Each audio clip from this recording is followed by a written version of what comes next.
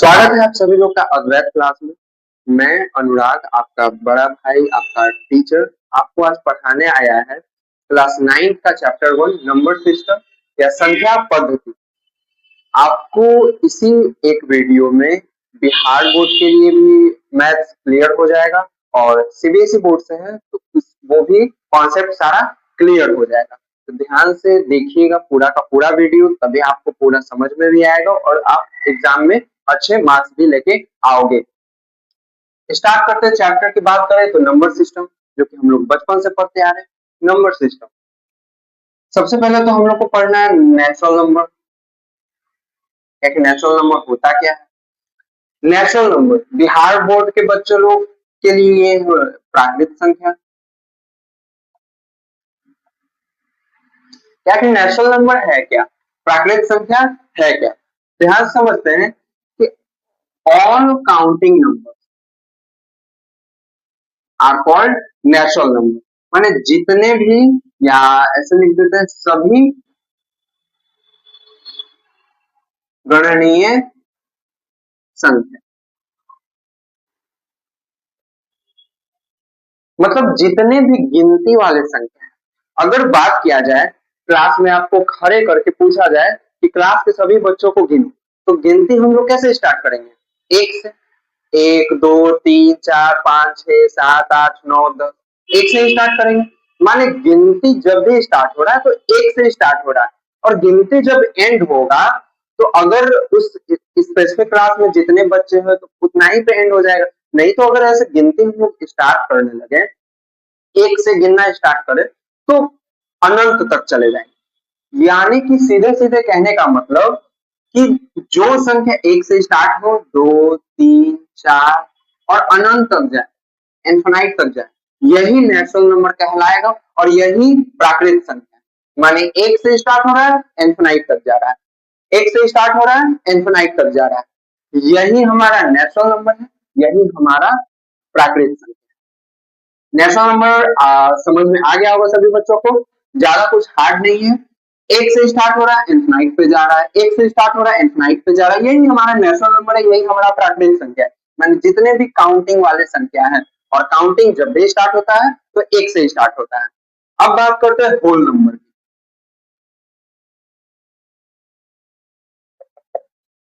Whole number Bihar board में इसको पूर्ण संख्या कहते हैं, हिंदी में पूर्ण संख्या। एक से गिनती स्टार्ट कर रहे, इनफिनाइट तक जा रहा है, चलो अच्छी बात है, समझ में आ रहा है।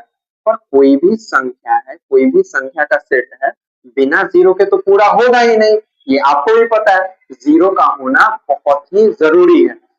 तो होल नंबर वैसे ही संख्या को कहते हैं, माने all counting number with zero, माने सभी प्राकृतिक संख्या जीरो के साथ जब लिखते हैं या पढ़ते हैं तब इसी को हम लोग पूर्ण संख्या भी कहते हैं, इसी को हम लोग होल नंबर भी कहते हैं। जैसे 0 1 2 3 4 इनफिनाइट। ध्यान से समझना, अगर एक से स्टार्ट कर रहे हैं, इनफिनाइट तक जा रहे हैं तो नेचुरल नंबर या प्राकृतिक संख्या। अगर 0 से स्टार्ट कर रहे हैं और इनफिनाइट तक जा रहे हैं तो पूर्ण संख्या या होल नंबर, पूर्ण संख्या या होल नंबर। ध्यान से देखिए वीडियो को और समझ के बताइए। नेचुरल नंबर माने एक से स्टार्ट हो रहा है, इनफिनाइट तक जा रहा है। प्राकृतिक संख्या एक से स्टार्ट हो रहा है, इनफिनाइट तक जा रहा है। होल नंबर 0 से स्टार्ट हो रहा है, इनफिनाइट तक जा रहा है। पूर्ण संख्या 0 से स्टार्ट हो रहा है, इनफिनाइट तक जा रहा है। ध्यान से देखने पे पता ये चलेगा कि पूरे होल नंबर में या पूरे पूर्ण संख्या में नेचुरल नंबर या प्राकृतिक संख्या भी आता है। कहने का तात्पर्य है सीधे सीधे कि जितने भी नेचुरल नंबर माने जितने भी प्राकृतिक संख्या वे सभी होल नंबर हैं। ध्यान से देखिए, एक से इनफिनाइट तक हम लोग नेचुरल नंबर प्राकृतिक संख्या को n से डिनोट करते हैं। जितने भी नेचुरल नंबर है वो सभी होल नंबर है, पर जितने भी होल नंबर है वे सभी नेचुरल नंबर नहीं है। कहने का तात्पर्य है कि जैसे टू नेचुरल नंबर भी है, टू होल नंबर भी है, पर जीरो केवल होल नंबर है, नेचुरल नंबर नहीं। तो जितने भी नेचुरल नंबर है वे होल नंबर है, और जितने भी होल नंबर है नेचुरल नंबर नहीं है। आपको समझ में आ गया होगा अच्छे से। नेचुरल नंबर माने जितने भी काउंटिंग नंबर, जितने भी 1 से लेके इनफिनाइट तक वे नेचुरल नंबर है या प्राकृतिक संख्या है। जो होल नंबर या पूर्ण संख्या जो 0 से स्टार्ट हो रहा है और इनफिनाइट तक है, ये हमारा क्या है, होल नंबर है।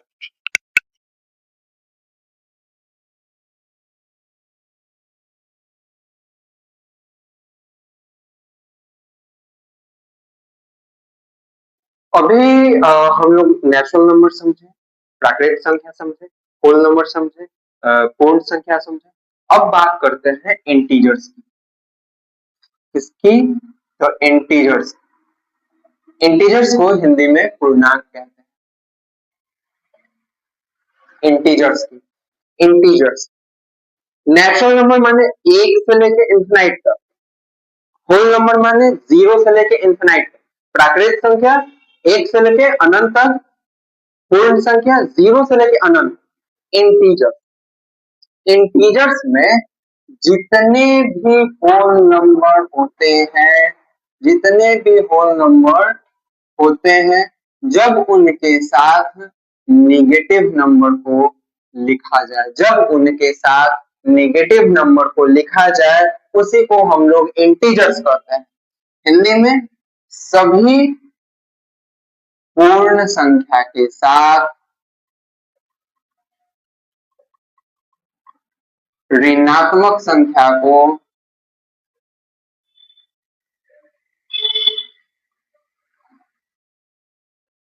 पूर्णांक कहते हैं। माने सभी होल नंबर या सभी पूर्ण संख्या क्या है, 0, 1, 2, 3 dot dot dot dot infinite. जब ये सभी पूर्ण संख्या को इसके नेगेटिव नंबर के साथ लें तब क्या कहेंगे कि ये भैया क्या है, इंटीजर्स है, पूर्णांक है। क्या है, इंटीजर्स है, पूर्णांक। ध्यान यहाँ पे ये देना है कि जितने भी होल नंबर है उसको इसके नेगेटिव नंबर, नेगेटिव नंबर माने ऐसा नंबर जिसके साथ साइन किसका हो, माइनस का। माने अगर व्यापार हो रहा है, एक दुकानदार है, उसको अगर अपना प्रॉफिट या लॉस दिखाना है तो बोलेगा कि आज 200 का प्रॉफिट हुआ, तो उस 200 के प्रॉफिट को कैसे दिखाएगा, प्लस 200 करके। और अगर वो बोले कि 200 का लॉस भी हुआ तो कैसे दिखाएगा, तब दिखाएगा -200। तो शायद यहाँ से नेगेटिव नंबर आया, बट हमको ये नहीं जानना है कि पॉजिटिव कैसा है, नेगेटिव कैसा है, बस ये जानना है कि पॉजिटिव नंबर किसको कहते हैं, नेगेटिव नंबर किसको कहते हैं। पॉजिटिव नंबर ऐसा नंबर जिसके आगे प्लस का साइन हो, या फिर ऐसा नंबर जिसके आगे कोई भी साइन ना हो। क्योंकि पॉजिटिव नंबर लिखते समय प्लस का साइन देना जरूरी नहीं है, पर नेगेटिव नंबर के समय माइनस का साइन देना जरूरी है। जीरो, जीरो ना तो पॉजिटिव होता है और ना तो नेगेटिव होता है, जीरो एक न्यूट्रल है। ठीक है, फिर से समझना है। अगर एक से गिनती स्टार्ट हो इंफिनिटी तक जाए तो नेचुरल नंबर या प्राकृतिक संख्या, अगर 0 से गिनती स्टार्ट हो और इंफिनिटी तक जाए तो होल नंबर माने पूर्ण संख्या। पर पूरा होल नंबर या पूरा पूर्ण संख्या जब नेगेटिव नंबर के साथ लिया जाए तब इसी को कहते हैं पूर्णांक या इंटीजर्स। जैसे पिछले नेचुरल नंबर और होल नंबर में हम लोग ये समझे थे कि जितना भी होल नंबर है यानी जितना भी पूर्ण संख्या है वे सभी प्राकृतिक संख्या नहीं है। दूसरे तात्पर्य ये कि जितना भी नेचुरल नंबर है, जितना भी प्राकृतिक संख्या है, ये सभी होल नंबर है, और जितना भी होल नंबर है ये प्राकृतिक संख्या नहीं है। ठीक उसी प्रकार जितना भी पूर्ण संख्या, जितना भी होल नंबर है वे सभी इंटीजर है, पर सभी इंटीजर होल नंबर या नेचुरल नंबर नहीं।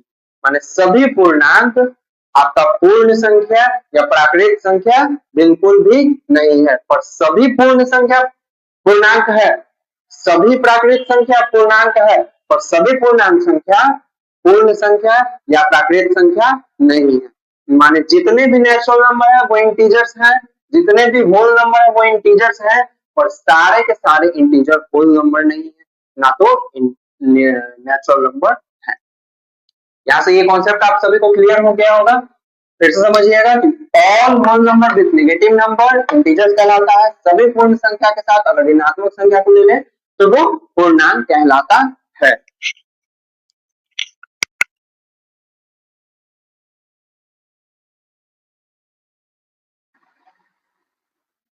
अब हम लोग समझे यहाँ पे नेचुरल नंबर प्राकृत संख्या। अब हम लोग समझे यहाँ पे होल नंबर पूर्ण संख्या, इंटीजर्स यानी पूर्णांक। जब हम लोग नेचुरल नंबर समझे तब हम लोग होल नंबर अच्छे तरीके से समझ पाए। माने जब हम प्राकृत संख्या समझे अच्छे से तो हम पूर्ण संख्या अच्छे से समझ पाए। जब पूर्ण संख्या या होल नंबर अच्छे से समझे तो हम लोग इंटीजर समझ में आया हम लोग को। अब समझते हैं रेशनल नंबर। रेशनल नंबर इसी को हिंदी में कहते हैं परिमेय संख्या। परिमेय संख्या जब हम लोग इंटीजर अच्छे तरीके से समझेंगे तभी हम लोग को रेशनल नंबर भी अच्छे तरीके से या परिमेय संख्या भी अच्छे तरीके से समझ में आएगा। रेशनल नंबर कुछ हार्ड नहीं है, ध्यान से समझने की जरूरत है बस। रेशनल नंबर वैसे नंबर को कहते हैं the number that is written in the form of p by q where p and q are integers and q not equal to 0। ध्यान समझना, ऐसे संख्या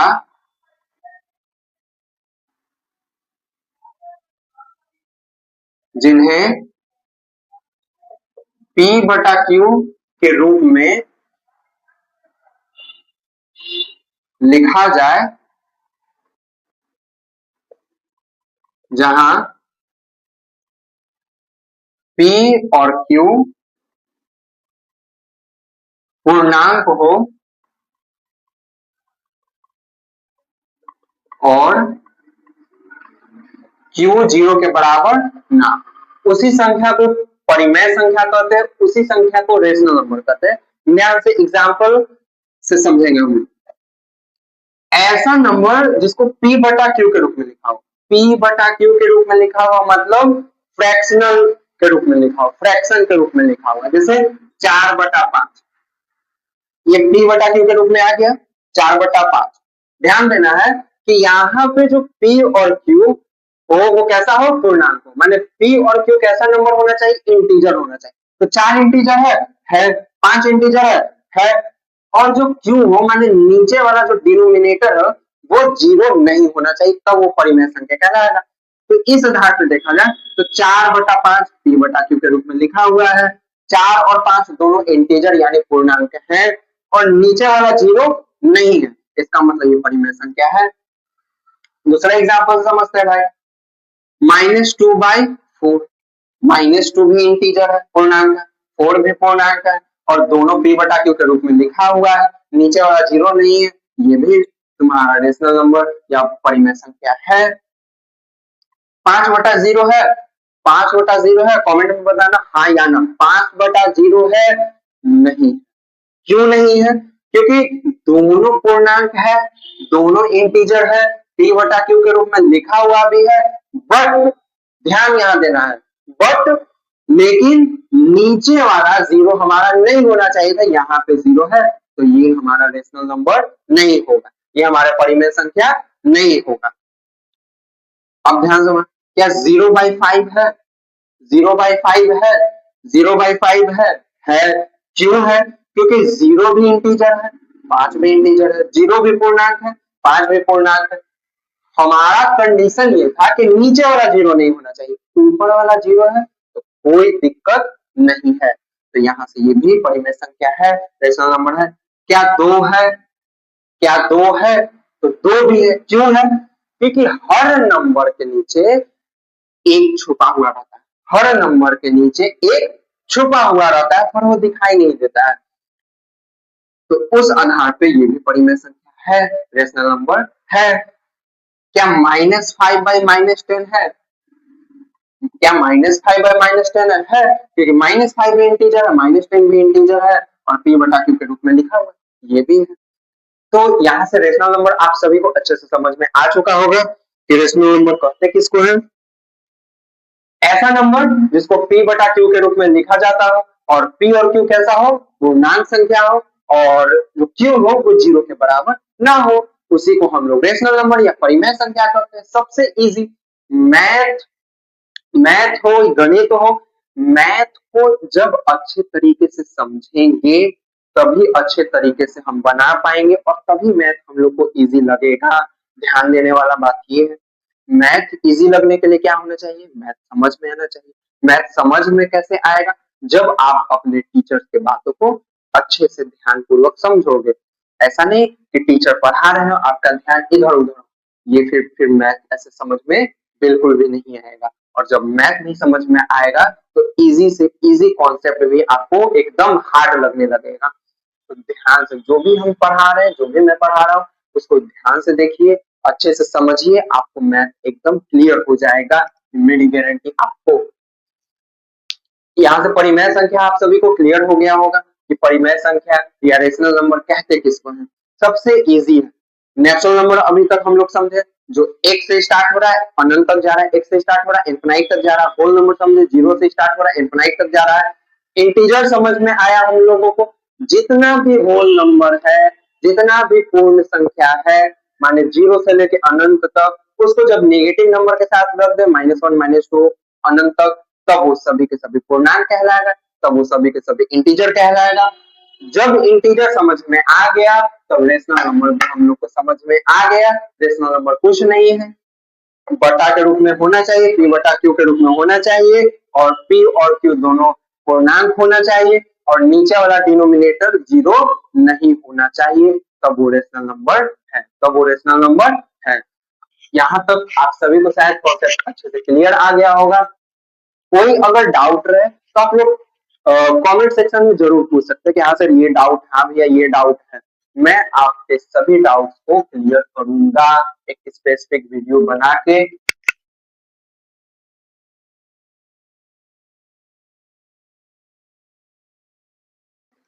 यहाँ हम लोग रेशनल नंबर समझ गए, नेचुरल नंबर समझ गए, होल नंबर समझ गए, इंटीजर समझ गए, रेशनल नंबर समझ गए।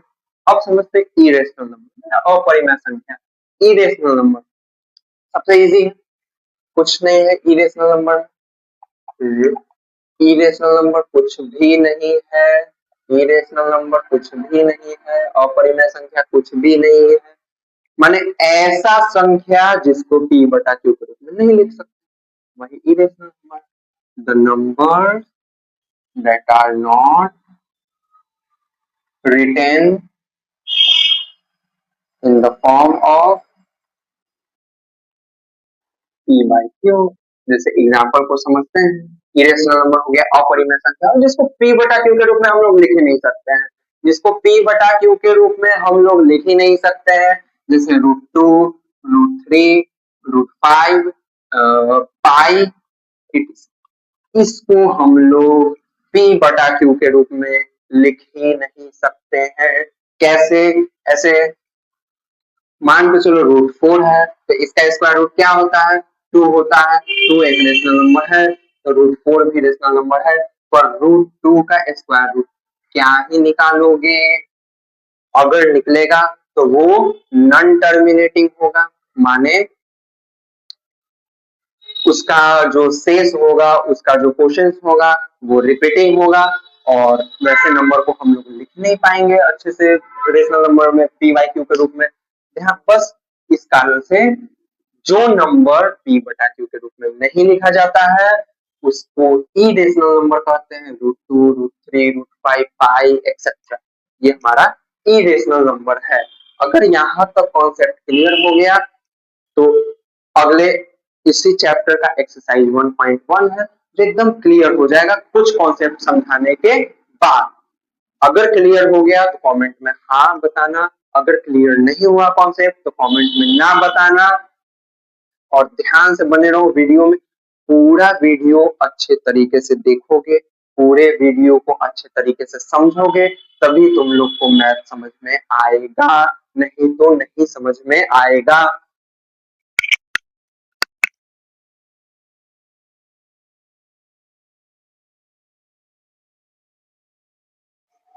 अब बात करते हैं कॉन्सेप्ट की या क्वेश्चन की। तो एक्सरसाइज 1.1 जितना भी अभी मैंने आप सभी को पढ़ाया, जितने भी टॉपिक्स पढ़ाए, जो भी चीज हमने बताया, उसी से रिलेटेड क्वेश्चन रहेगा एक्सरसाइज 1.1 में। बट कुछ क्वेश्चन एक्स्ट्रा है जिसको अभी हम लोग समझते हैं। क्लास 8 में भी हम लोग ये इस तरीके का क्वेश्चन को डील किए हैं, हम लोग क्लास 8 में भी इस तरीके का क्वेश्चन को बनाए हैं। जैसे कोई दो रेशनल नंबर है, कोई दो रेशनल नंबर है, जैसे 2 और 3 ये भी रेशनल नंबर है, हाँ या ना, हाँ या ना। 2 और 3 दोनों रेशनल नंबर है, कह देगा भैया दो रेशनल नंबर है, दो परिमेय संख्या, इसके बीच एक रेशनल नंबर निकाल दो। माने अगर तुमसे पूछा जाए कि 5 और 7 के बीच में एक नंबर, तो क्या होगा? 6 होगा। वो नंबर क्या होगा? 6 होगा। ठीक उसी तरीके से तुमसे भैया पूछेगा कि 2 और 3 क्या है? एक रेशनल नंबर है। 2 और 3 क्या है? एक रेशनल नंबर है। 2 और 3 क्या है? ये रेशनल नंबर है। इसके बीच में find a rational number, find a rational number. इसके बीच में एक परिमेय संख्या निकाले, एक परिमेय संख्या निकाले। तो कैसे निकलेगा? ध्यान से समझना।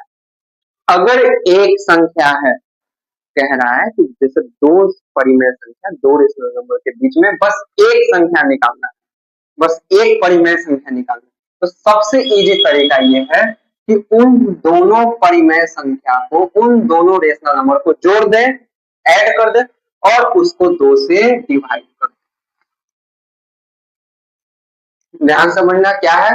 अगर दो रेशनल नंबर के बीच में किसी एक रेशनल नंबर को निकालने का बात, दो परिमेय संख्या के बीच में बस एक ही परिमेय संख्या पूछा, तो क्या करना है? सबसे इजी, उन दोनों रेशनल नंबर को जोड़ देना है और उसको 2 से डिवाइड कर देना है। कितना आ रहा है सॉल्व करके? 2 और 3 5 और बटा में 2, माने ये 5/2 क्या होगा? ये 5/2 इन दोनों के बीच में आएगा। 5/2 इन दोनों के बीच में आएगा, सबसे इजी है। चलो, ये तो था normal number, national number type, ये भी रेशनल नंबर है। इन दोनों के बीच में हमको बस एक रेशनल नंबर पूछा है, तो क्या किए? इन दोनों को ऐड कर दिए और 2 से डिवाइड कर दिए। जो मेरा आंसर है वही रेशनल नंबर है इन दोनों के बीच का। अगर क्वेश्चन दे देता 2/3, 4/3, इन दोनों के बीच में भैया हमको एक ही रेशनल नंबर निकालना है, इन दोनों के बीच में भी हम लोग को एक ही रेशनल नंबर निकालना, तो क्या करें? सबसे इजी वही स्टेप, वही प्रोसेस अपनाना है कि इन दोनों को ऐड कर देना है, इन दोनों को ऐड कर देना और फिर लास्ट में किससे डिवाइड देना है? 2 से डिवाइड दे देना है, तो मेरा आंसर निकल जाएगा। डिवाइड करते हैं तो 4 2 6 बटा में 3 और बटा में 2, 6/3 डिवाइडेड बाय 2 माने 1/2, 6/6। 2/3 और 4/3 के बीच का अगर हमको रेशनल नंबर पूछना है तो क्या होगा? सबसे पहले तो इन दोनों को जोड़ दिए, फिर इससे डिवाइड दे दिए 2 से, मेरा आंसर आ गया 6/6 माने 1। क्या होगा? 1 होगा, माने 2/3 और 4/3 के बीच में। ऐसे ही तुम देखो, ध्यान लगाओ कि सबसे इजी क्वेश्चन ऐसे ही बन 2/3 4/3 के बीच में क्या आ रहा है? 3/3 आ रहा है, माने 1 आ रहा है और हमारा आंसर यहाँ भी 1 आया है, वेरीफाई भी हो गया। माने अगर दो रेशनल नंबर के बीच में एक रेशनल नंबर पूछे तो हमको कुछ नहीं करना, हम लोग को क्या करना? उन दो रेशनल नंबर को जोड़ देना है और उसको 2 से डिवाइड कर देना है। यहाँ से हम लोग को एक रेशनल नंबर आसानी से निकल जाएगा। पर अगर पूछे कि दो रेशनल नंबर है, उसके बीच में 4 रेशनल नंबर निकालना है। 2 रेशनल नंबर है, उसके बीच में 5 रेशनल नंबर निकालना है। 2 रेशनल नंबर है, उसके बीच में 100 रेशनल नंबर निकालना है।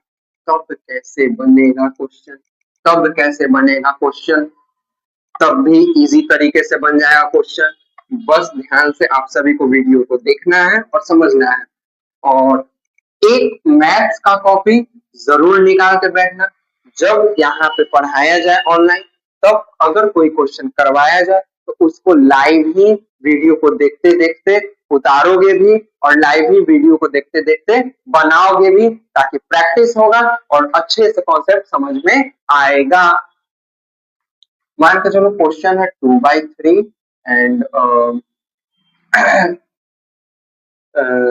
2/3 एंड 6/3। इन दोनों के बीच में इन दोनों के बीच में 6 रेशनल नंबर हमको फाइंड करना है। माने इन दोनों के बीच में हमको 6 परिमेय संख्या निकालना है। इन दोनों के बीच में हम लोग को कितना परिमेय संख्या निकालना है? 6 संख्या निकालना है। दो तरीके का फ्रैक्शन या दो तरीके का रेशनल नंबर का क्वेश्चन रहेगा। पहला रेशनल नंबर का क्वेश्चन ऐसा रहेगा कि दोनों का बेस क्या हो, मतलब दोनों का डिनोमिनेटर क्या होगा, सेम होगा। तब कैसे निकालना है? कुछ नहीं करना, हमको निकालना है 6। हमको कितना निकालना है? 6।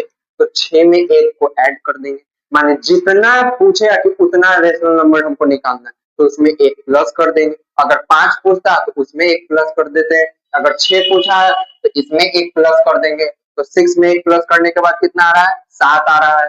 अब इन दोनों रेशनल नंबर को ऊपर नीचे 7 से गुना कर देंगे। ये 7 कहां से आया? ये 7 यहां से आया कि हमसे 6 पूछा था, 6 में 1 जोड़ दिए तो 7 आ रहा है। अब 7 ही से इस रेशनल नंबर को ऊपर नीचे गुना कर दे रहे हैं। दूसरे वाले रेशनल नंबर को भी 7 ही से ऊपर नीचे गुना कर दे रहे हैं। मेरा आंसर कितना आ रहा है? 2 7 जा 14, 3 7 जा 21, 6 7 जा 42, 3 7 जा 21। अब ध्यान से देखो इसके बीच में कितना नंबर है। तो इसके बीच में हमको 6 पूछा है, 6 हम लिख देंगे।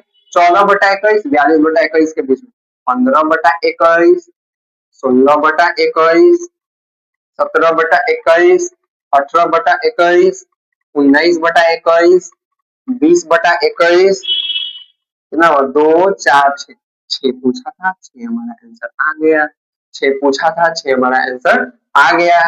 जब दो रेशनल नंबर के बीच में बहुत सारा रेशनल नंबर पूछे, 6 पूछे, 10 पूछे, 12 पूछे, 15 पूछे, 18 पूछे, 20 पूछे, कुछ नहीं करना, जितना नंबर तो कुछ नहीं करना है, जितना नंबर दिया हुआ रहेगा उसमें एक प्लस करना है। जैसे 6 है तो 6 में एक प्लस करना है, उसके बाद दोनों रेशनल नंबर से वही जो प्लस किया हुआ नंबर है उसे ऊपर नीचे मल्टीप्लाई करके जो आंसर आएगा उसके बीच में ही हमारा रेशनल नंबर मिल जाएगा। तो इस तरीके से 2/3 6/3 के बीच में जितना रेशनल नंबर है वो नीचे आ गया है। अब बात करते हैं दो ऐसे रेशनल नंबर की जिसका डिनोमिनेटर सेम ना हो। जैसे उस वाले में 2/3 6/3 दोनों का डिनोमिनेटर सेम है, बट इस वाले में 2/3 6/4 अलग अलग डिनोमिनेटर है।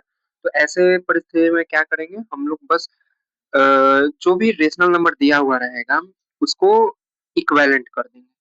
उसको इक्विवेलेंट कर देंगे, हिंदी में बात करें तो तुल्य परिमेय संख्या उसको बना देंगे।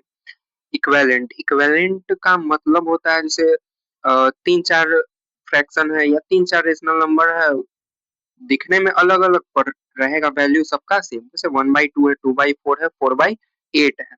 अब जैसे 1/2 2/4 4/8 ये दिखने में अलग है, बट अगर इसको काटा जाए, अगर इसको रिड्यूस किया जाए तो तीनों का वैल्यू हमारा 1/2 ही आ रहा है। तीनों का वैल्यू हमारा 1/2 ही आ रहा है। मतलब दिखने में तो अलग अलग है पर है एकदम सेम ही। मान लीजिए कि एक रोटी उसका 2 टुकड़ा किए, एक राम को दे दिए, एक श्याम को दे दिए। दूसरी तरफ एक और रोटी लेते हैं और उसको 4 भाग में बाँट देते हैं।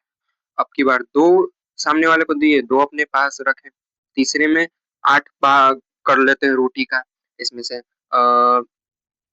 4 रोटी सामने वाले को देते हैं और 4 खुद अपने पास रखते हैं। तीनों कंडीशन में आधा आधा ही का बंटवारा होगा। तीनों कंडीशन में आधा आधा का ही बंटवारा होगा। तो दिखने में तो अलग अलग है पर वैल्यू सेम है। इसी चीज को इक्विवेलेंट रेशनल नंबर कहते हैं या तुल्य परिमेय संख्या कहते हैं। तो इक्विवेलेंट आप लोग को समझ में आ चुका होगा अब अच्छे से। तो अच्छे से इक्विवेलेंट आप सभी को समझ में आ चुका होगा। अब चलते हैं क्वेश्चन की ओर। क्वेश्चन में था कि 2/3 और 6/4। सबसे पहले तो इक्विवेलेंट करेंगे इन दोनों को। इक्विवेलेंट करने के लिए सबसे इजी तरीका एक ही तरीका है, कि पहले वाले रेशनल नंबर को दूसरे वाले रेशनल नंबर के डिनोमिनेटर से ऊपर नीचे मल्टीप्लाई करवा देंगे, दूसरे वाले को पहले वाले के डिनोमिनेटर से ऊपर नीचे मल्टीप्लाई करवा देंगे। उसके बाद जो भी हमारा आंसर आ रहा है 4 3 12 6 3 18 4 3 12 जो भी हमारा आंसर आ रहा है उसके बीच 6 रेशनल नंबर पूछा है, तो 6 रेशनल नंबर 8/12 18/12 के बीच में हम लोग लिख देंगे। 9/12 हो गया, 10/12, 11/12, 12/12, 13/12, 14/12 एंड 15/12। तो हमारा ये 6 रेशनल नंबर आ गया। जब डिनोमिनेटर अलग है तो सबसे पहले इक्विवेलेंट किए, उसके बाद हमारा आंसर आ गया। और इफ अगर जैसे यहाँ तो इक्विवेलेंट करने के बाद 8/12 16 18/12 आ रहा है, बट अगर इसके बीच में 6 नहीं होता तो वही करते जो पहले वाले क्वेश्चन के साथ किए। 6 पूछा था तो 7 से फिर इक्विवेलेंट करने के बाद मल्टीप्लाई कर देते, फिर जो आंसर आता उसके बीच में। तो यहाँ तक आप सभी को समझ में आ चुका होगा कि रेशनल नंबर कैसे निकालना है कोई भी दो रेशनल नंबर के बीच से। तो इस कॉन्सेप्ट को क्लियर करने के बाद एक्सरसाइज 1.1 सारा अच्छे से क्लियर हो जाएगा, कुछ भी नहीं है, जो भी था इस कॉन्सेप्ट से था। हालांकि आप सभी को घर पे क्या करना है, इस डब्ल्यू में अपना 9th का एक्सरसाइज 1.1 बनाना है। डेली आप सभी को क्या करना होगा, एक बुक लेके बैठना होगा, एक कॉपी लेके बैठना होगा, जो यहाँ वीडियो में बताया जाए उसको लाइव ही लिखिए, उसको लाइव ही बनाइए सारे क्वेश्चन को, जैसे जैसे मैं बताते जाऊंगा, जैसे जैसे आप बनाते जाओगे तभी अच्छे से आपको समझ में आएगा। होमवर्क में आपका 1.1 एक्सरसाइज रहेगा जो कि सारे इसी कॉन्सेप्ट से है, तो पूरे वीडियो को आराम से अच्छे से देखिएगा। और हमारे यूट्यूब चैनल पर बने रहने के लिए आप सभी का धन्यवाद। सो अगले वीडियो में आपको एक्सरसाइज का वीडियो मिल जाएगा सारा, और हर एक्सरसाइज का वीडियो स्पेशली बना के चैनल पे अपलोड किया जाएगा। अद्वैत क्लास में जुड़े रहने के लिए धन्यवाद। अगर वीडियो अच्छा लगा हो तो चैनल को सब्सक्राइब करिएगा, वीडियो को लाइक करिएगा, और कमेंट करके अपने जितने भी कॉन्सेप्ट्स अगर क्लियर ना हो उसको बता